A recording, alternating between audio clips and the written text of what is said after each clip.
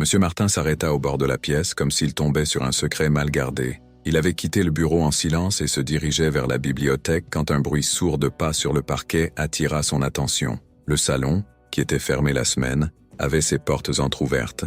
Il jeta un coup d'œil instinctif. À l'intérieur, le fils dansait. Lucas tournait dans l'espace à pas improvisés, mais émouvants. À côté de lui, Chloé, une femme noire qui travaillait en cuisine, menait le rythme avec fermeté et précision.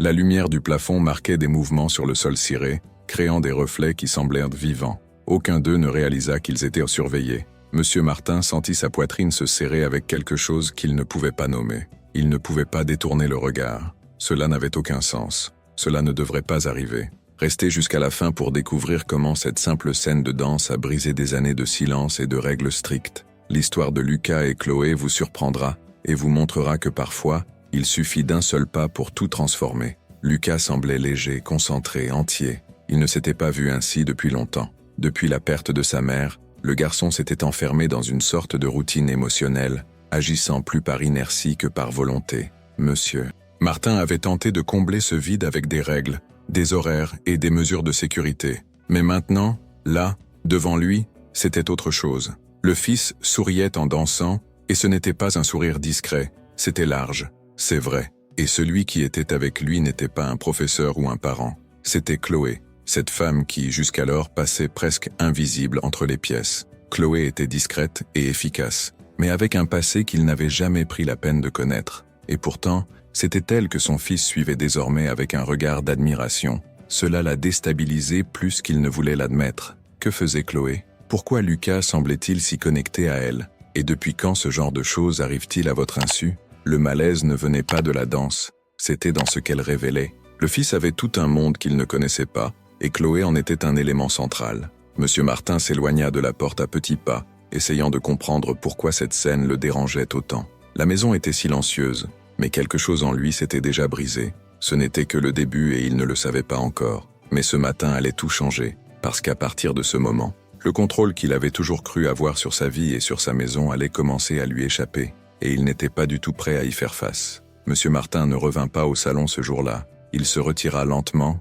gardant un visage impassible, mais à l'intérieur la confusion grandissait. Il essaya de reprendre sa routine de bureau, de répondre aux messages et de réviser les contrats, mais l'image de Lucas dansant avec Chloé ne quittait pas sa tête. Ce n'était pas seulement le geste de la danse qui le dérangeait, c'était ce qu'il avait vu sur le visage de son fils, une sorte de joie libre qui ne peut s'expliquer par des règles ou des réalisations. C'était une expression qu'il ne savait plus reconnaître. Cette scène a rouvert un espace qu'il pensait avoir enfermé depuis longtemps et, peu importe combien il essayait de l'ignorer, l'inconfort grandissait en silence. Dans les jours qui suivirent, Monsieur Martin commença à observer davantage. Il parcourait les couloirs avec une attention accrue, écoutait des conversations fragmentées et ralentissait même lorsqu'il passait près de la cuisine. Il cherchait des signes, des indices expliquant ce qui changeait à l'intérieur de la maison elle-même. Lucas était différent, plus léger, plus présent. Il ne parla pas de Chloé ou de la danse, mais il y avait une étincelle dans ses yeux qui provoquait plus d'inquiétude que de réconfort. Cette transformation semblait hors de son contrôle. Et Monsieur Martin ne gérait pas bien les choses qu'il ne pouvait pas prévoir. Quelque chose en lui commençait à se fermer, non pas par logique, mais par instinct. Ce n'était pas seulement un doute, c'était de la jalousie.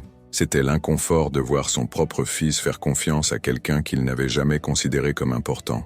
Il commença à se souvenir des gestes de Chloé, de son air ferme, de sa posture sécuritaire. Elle n'était qu'une employée, mais sa présence semblait occuper plus d'espace qu'elle n'aurait dû, et ça le dérangeait. Un malaise qui se mêlait aux préjugés qu'il ne s'était jamais permis d'admettre, mais qui devenaient désormais impossibles à cacher. Il perdait de la place dans sa propre maison.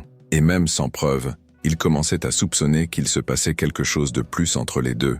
Et lorsque ses soupçons prirent forme, il décida de ne plus rester immobile. Cette préoccupation ne quitta jamais l'esprit de Monsieur Martin. Lors d'une réunion, il détourna les yeux des rapports et fixa son regard sur un endroit aléatoire du mur, se souvenant des gestes de Chloé dans la pièce. Il y avait là quelque chose qui n'était pas improvisé. Les mouvements ne ressemblaient pas à ceux de quelqu'un qui se contentait d'imiter ou de copier. Il y avait de la technique. Il avait déjà vu ce genre de précision lors de spectacles somptueux auxquels il était obligé d'assister pour obtenir un statut. Mais là, dans le salon de sa maison, avec son uniforme taché de farine et ses cheveux attachés n'importe comment, Elle avait dansé comme si elle portait ça sur sa peau. Cette image ne correspondait pas au CV qu'il avait reçu le jour de l'embauche. Et maintenant, il avait besoin de savoir, pas par curiosité, mais parce que quelque chose au fond disait que cette femme était plus qu'elle ne le paraissait. Seul dans son bureau, il s'avança d'un pas ferme sur les touches. Il tapa son nom sans trop de soin et filtra les résultats sans s'attendre à de grandes surprises. Mais ensuite, il découvrit un vieux compte rendu mal indexé d'un événement régional. Une remise de prix avec peu de noms connus, mais une des photos le fit s'arrêter. Elle était là, plus jeune, avec une posture impeccable et le regard fixé sur le public. La légende disait tout. Chloé, récompensée en tant que nouvelle danseuse. Il continua ses recherches et trouva un autre article, cette fois-ci provenant d'un journal plus important, faisant l'éloge de sa performance dans une émission nationale. Et après, silence. Aucune nouvelle information, pas d'entretien, pas d'au revoir. Une carrière qui semblait prometteuse avait été interrompue sans aucune raison. Le vide entre cette vieille nouvelle et la cuisine de sa maison commençait à le déranger encore plus. Le lendemain, M. Martin n'attendit pas le hasard. Il interrompit ses activités sans avertissement. Chloé leva les yeux calmement, sans aucun signe de surprise. Il montra l'écran du téléphone portable avec les informations ouvertes. La photo, le titre, les compliments. Il ne demanda pas si c'était elle. Il se contenta de montrer. Le silence entre les deux ne dura pas longtemps, mais la tension n'avait pas besoin de mots. Il voulait savoir pourquoi quelqu'un avec ce parcours avait accepté de travailler au service des repas dans cette maison. Elle regarda l'image avec un visage neutre, pas pressé de répondre. Et M. Martin, même sans l'admettre, sentait déjà que la réponse apporterait plus que ce à quoi il s'attendait, et peut-être que cela avait perturbé des parties de lui qui étaient restées enfermées trop longtemps. Chloé resta silencieuse pendant quelques secondes, puis détourna le regard de son téléphone portable et posa délicatement le torchon sur le comptoir. Sa voix était basse, ferme, sans défense, ni fierté. Elle dit que danser n'était pas seulement un choix, mais un lien qu'elle entretenait avec sa mère. C'est sa mère qui cousait les costumes de ses propres mains, qui l'emmenait aux répétitions, même après une journée de travail épuisante, qui lui faisait croire que ce talent pouvait ouvrir des portes. C'est cette femme qui l'a accompagnée lors de sa première représentation publique, ses yeux brillant plus que les projecteurs de la scène. Mais la mère est tombée malade, et elle est partie trop vite. Quand Chloé était encore trop jeune pour comprendre que le monde n'offrait pas de temps à ceux qui rêvaient. Après la perte, la maison était différente. Le silence occupait les espaces où il y avait auparavant des encouragements. Son père, endurci par la vie et les factures qui s'accumulaient, exigea qu'elle quitte la scène. Il n'y avait plus de place pour l'art. Il y avait des factures à payer, des frères et sœurs plus jeunes à aider, et la danse n'apportait ni nourriture ni soulagement. Petit à petit, les baskets se sont rangées au fond d'un placard, les répétitions sont devenues des souvenirs, et les invitations n'arrivaient plus. Chloé ne s'est pas disputée avec son père, elle ne s'est pas rebellée. Elle s'est tue. Elle a commencé à travailler très tôt sans jamais parler de son ancienne vie. C'est comme ça qu'elle a appris à s'adapter, cacher ce qui fait mal. Et c'est ainsi qu'elle est arrivée dans cette maison, il y a des mois, avec un CV propre et des gestes retenus. Monsieur Martin ne dit rien, pas de questions, pas de jugement. Il resta là, immobile, devant une histoire qui l'obligeait à tout revoir. Il ressentait le fardeau de ne rien savoir de qui lui servait son café, de qui faisait la vaisselle, de ceux qui partageaient des moments avec son fils pendant qu'il remplissait des feuilles de calcul et des journaux. L'histoire de Chloé le frappa durement, non seulement parce qu'elle était douloureuse, mais aussi parce qu'elle révélait à quel point il s'était éloigné de tout ce qui était humain, même de la part de son propre fils. Et cette prise de conscience silencieuse et inconfortable sema un doute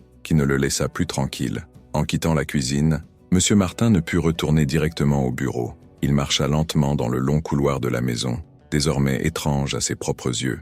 Il passa devant des tableaux auxquels il n'avait jamais prêté attention, des portraits qu'il ne se souvenait pas avoir approuvés et l'escalier principal qui, à ce moment-là, semblait ne mener nulle part. Tout était à la bonne place, propre, organisé, fonctionnel. Mais à l'intérieur, quelque chose clochait. Ce n'était pas la faute de Chloé. Il ne s'agissait pas d'elle, il s'agissait de lui. Combien de fois avait-il salué quelqu'un de la tête sans le regarder dans les yeux ? Combien de fois avait-il répondu à une demande de son fils par un bref geste ? Ou combien de fois avait-il pensé que tout donner signifiait simplement tout payer ? Cela le traversa d'une manière subtile et profonde. Il n'y avait aucun moyen de défaire ce qu'il ne voyait pas. Mais maintenant qu'il l'avait vu, il n'était plus question de faire semblant. Monsieur Martin commença à remarquer des espaces qu'il ignorait auparavant. Il remarqua que le plat préféré de son fils était servi sans réaction, que le silence du dîner n'était rompu que par les couverts, et par la façon dont Lucas disparaissait dans les couloirs chaque fois qu'il terminait une phrase. Il essaya d'engager la conversation 1 ou 2 fois,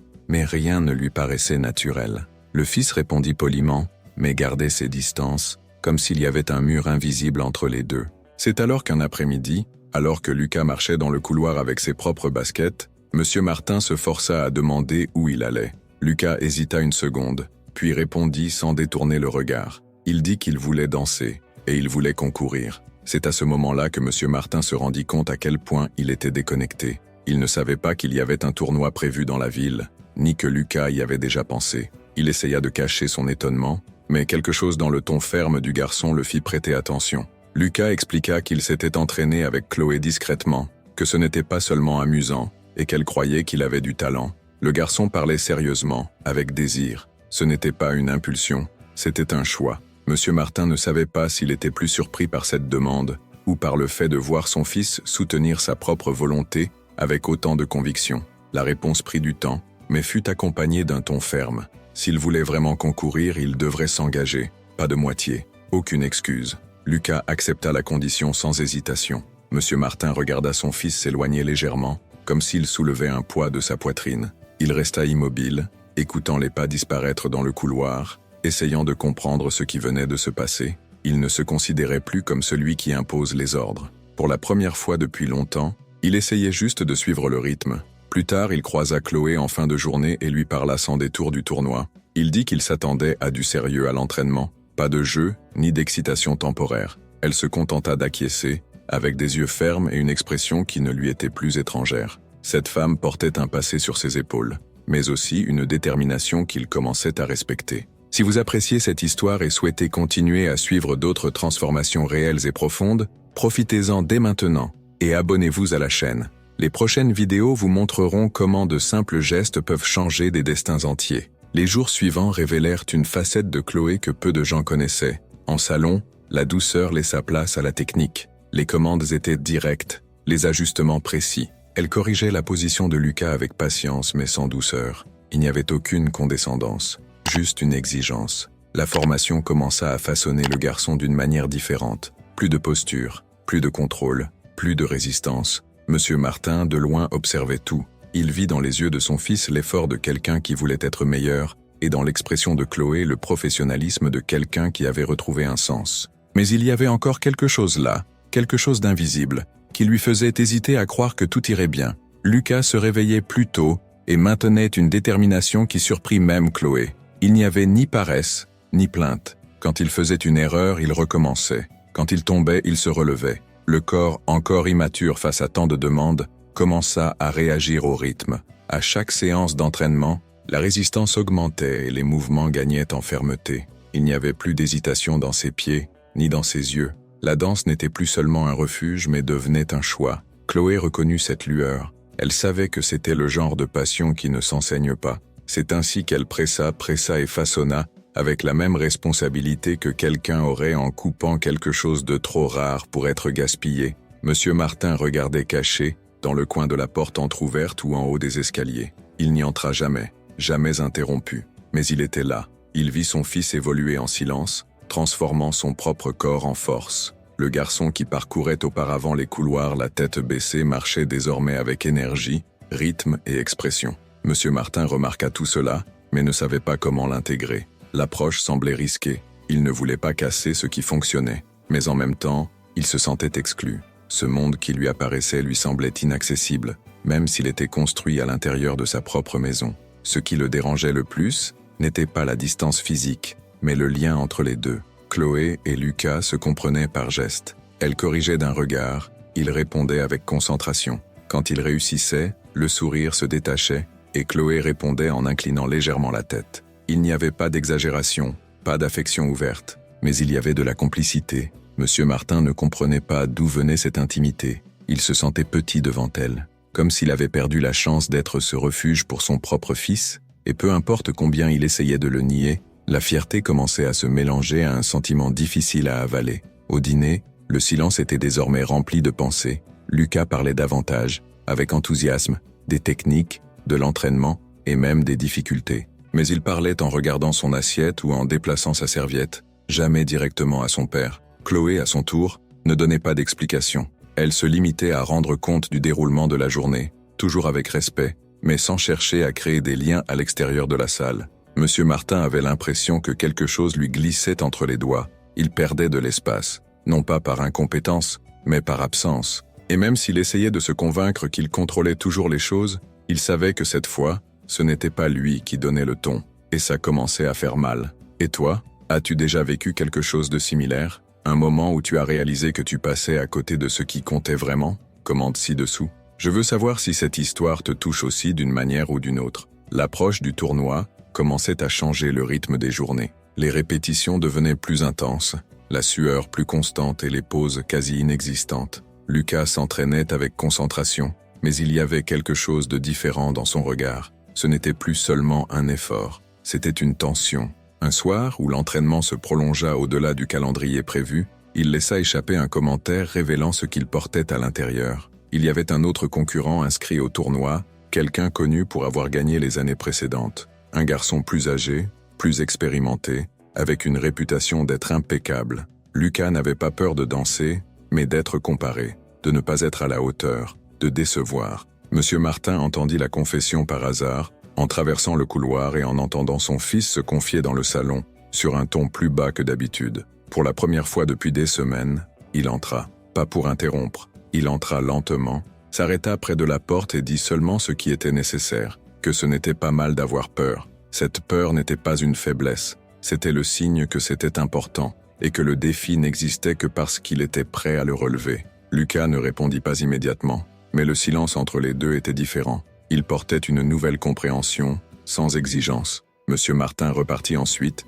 sans applaudissements, sans promesses, mais avec quelque chose de nouveau en vue. Le lendemain matin, le rythme reprit. Chloé resta concentrée sur ce qui devait être corrigé. Elle ajustait les détails, exigeait de la précision, insistait sur le bon moment. Mais une fois les démarches terminées, elle proposa aussi des pauses, des instants de respiration. À la fin de la dernière répétition avant le concours, Lucas tomba assis sur le parquet, épuisé, en sueur, les yeux tournés vers le plafond. Chloé ne dit pas qu'il était prêt. Elle dit seulement qu'il avait affronté bien plus que ce que cette étape pouvait exiger, qu'il avait surmonté sa propre peur, le désir de sa mère, le manque de soutien et même la solitude. Et cela ne s'était pas formé, cela avait continué. Cette nuit-là, Chloé passa devant la pièce où Lucas révisait mentalement ses pas, les yeux fermés. Elle ne l'interrompit pas, laissant simplement une serviette pliée et une bouteille d'eau sur la table. Il la vit partir et resta silencieux. Il était nerveux, respiration instable, cœur qui s'emballait,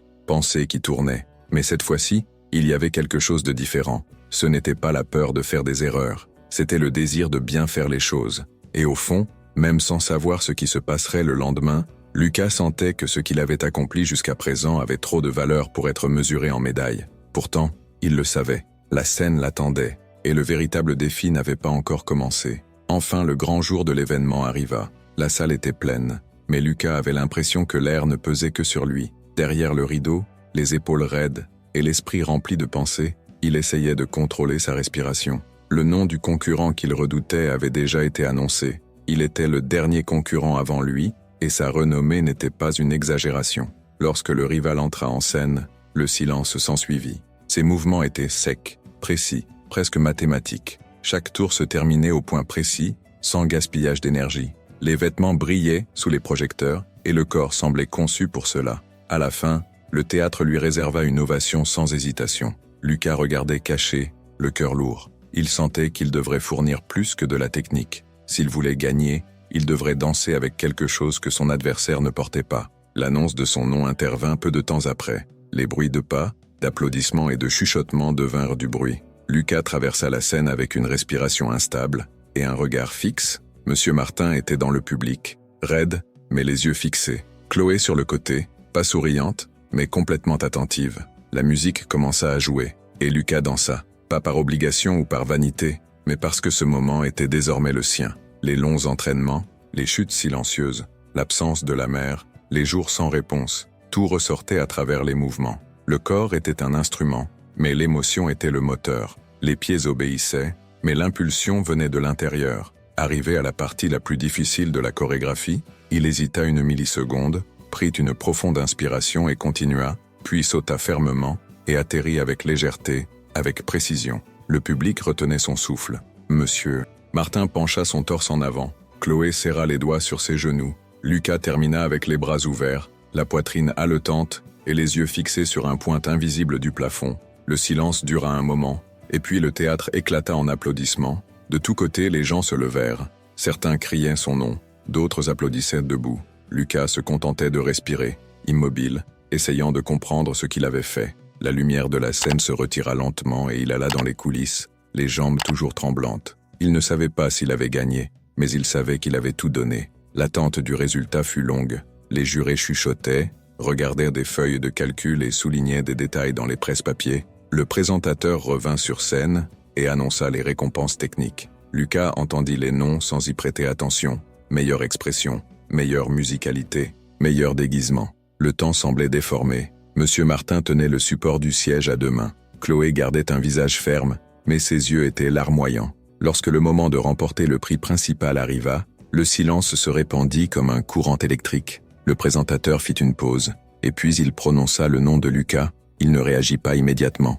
Il regarda autour de lui, espérant avoir mal entendu. Mais le théâtre explosa. Quelqu'un le poussa doucement en avant. Il marcha jusqu'à la scène comme s'il flottait, sans marcher directement sur le sol. Le trophée fut placé entre ses mains, et il le souleva toujours, avec incrédulité. Dans le public, le père se leva. Il applaudit avec une expression retenue, mais il y avait là de la fierté. Fierté et soulagement. Chloé sourit, sans exagération, avec la sérénité de quelqu'un qui savait depuis le début. Lucas inspira profondément. Ce n'était pas seulement le prix, c'était la reconnaissance d'un voyage. Et maintenant, sur scène, devant tant de monde, il se sentait enfin entier. Lucas descendit de la scène en tenant soigneusement le trophée, mais son attention n'était pas tournée vers l'objet. Elle était dans ce qu'il ressentait à l'intérieur. C'était difficile à expliquer. Ce n'était pas une joie exagérée ni une euphorie passagère. C'était une sorte de paix qu'il ne se souvenait pas avoir jamais ressentie. Il ne s'agissait pas de battre l'autre concurrent. Il s'agissait de surmonter sa propre peur. Le silence d'avant, l'insécurité, le doute s'étaient dissipés. La scène, qu'il avait tant intimidée, était désormais le lieu où il se trouvait. Il avait le sentiment d'avoir prouvé, non pas au public mais à lui-même, qu'il n'était pas brisé, qu'il pouvait encore rêver, exprimer, ressentir, et surtout, qu'il n'avait pas besoin de se cacher pour être accepté. Monsieur Martin l'observait de loin, sans s'approcher immédiatement de lui. Il lui fallut quelques minutes pour quitter le théâtre. Sur le chemin de la porte, il revit des scènes entières dans sa tête. Il se souvint de son fils silencieux, au dîner, des notes qu'il n'avait pas lues, des conversations qui n'avaient jamais commencé. Et maintenant, tout cela apparaissait au grand jour sans demander la permission. Il avait confondu soin et contrôle. Il pensait que protéger revenait à définir. Il avait essayé de guider, mais au fond, il avait juste imposé. Voir son fils briller en dehors du modèle qu'il avait créé, c'était comme avoir un miroir brisé sous ses propres pieds. Cette fois, il vit les pièces et n'essaya pas de les coller ensemble. Il accepta, et cela, pour lui, était le début d'un changement sans retour. Chloé resta plus longtemps au théâtre. Elle s'assit seule sur les sièges du dernier rang après le départ du public. Elle observa la scène, toujours éclairée, vide, mais pleine d'énergie. Elle avait l'impression que quelque chose en elle s'était réorganisé. Elle avait passé des années à éviter tout ce qui lui rappelait l'époque où elle dansait. Elle pensait que protéger la blessure revenait à l'oublier. Mais là, avec Lucas, elle avait revécu quelque chose sans avoir à retourner dans le passé. Elle réalisa que son talent n'avait plus besoin d'exister sur scène. Il se manifestait maintenant en insufflant du courage à ceux qui en avaient besoin, en montrant à quelqu'un que le corps peut aussi être son chez-soi, et que danser n'était pas un privilège. C'était un droit, une vocation, et elle avait répondu. Dehors, Chloé croisa Monsieur Martin sur le perron. Aucun d'eux ne dit rien. Ils échangèrent simplement un regard différent, presque complice. Il ne s'excusa pas, elle ne l'exigea pas. Ils savaient tous les deux ce qui avait changé. La maison qu'ils partageaient, si longtemps marquée par le silence et la hiérarchie, portait désormais d'autres voix, d'autres intentions. Et au centre se trouvait Lucas. Le garçon qui dansait n'était plus seulement un fils ou un étudiant. C'était le lien entre deux mondes qui s'étaient enfin vus. Et c'était aussi le signe qu'il était encore temps de recommencer. Quelques jours après le tournoi, Lucas entra dans le bureau de son père avec le trophée en main et une phrase sur le bout de la langue. Il dit qu'il voulait continuer à s'entraîner, non pas à cause des concours, mais parce qu'il avait découvert quelque chose qui avait du sens pour lui. Monsieur Martin leva les yeux du journal. Silencieux, il ne posa pas de questions, ne proposa pas de conditions, ne demanda pas de justification.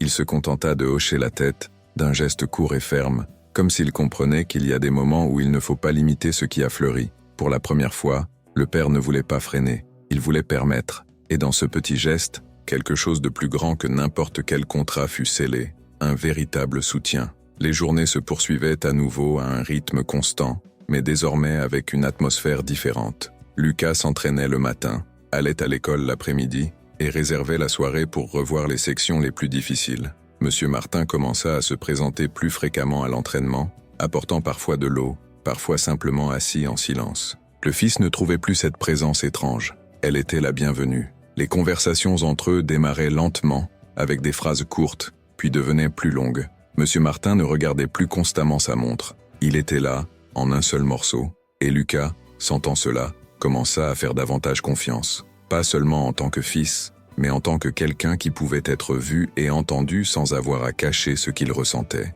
Les repas de famille ne sont plus silencieux. Parfois, Lucas parlait du déroulement de la répétition, d'autres fois, il parlait de choses simples à l'école. Monsieur Martin écoutait attentivement et posait des questions sincères, et ça changeait tout. La rigidité qui définissait auparavant leur relation cédait la place à quelque chose de plus léger. Il n'y avait plus le poids de l'obligation. Il y avait place à l'échange, à l'erreur, à l'écoute. Le père, qui pensait auparavant qu'aimer s'était protégé avec contrôle, découvrait désormais la valeur d'accueillir avec présence. Et le fils, qui auparavant avait rétréci face aux attentes, s'agrandissait maintenant face à la liberté d'être qui il était. Chloé continua à vivre dans la maison, mais sa présence avait changé. La cuisine était toujours l'espace où elle travaillait, mais désormais c'était aussi l'endroit où il parlait. Parfois, Lucas s'arrêtait là pour raconter une nouvelle partie de la chorégraphie. D'autres fois, Monsieur Martin s'arrêtait pour poser des questions sur les assaisonnements qu'il n'avait jamais remarqués. Chloé ne recherchait pas la notoriété, mais sa présence était remarquée, respectée et valorisée.